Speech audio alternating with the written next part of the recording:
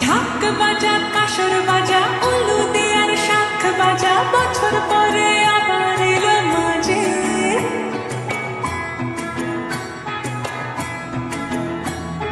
পুজো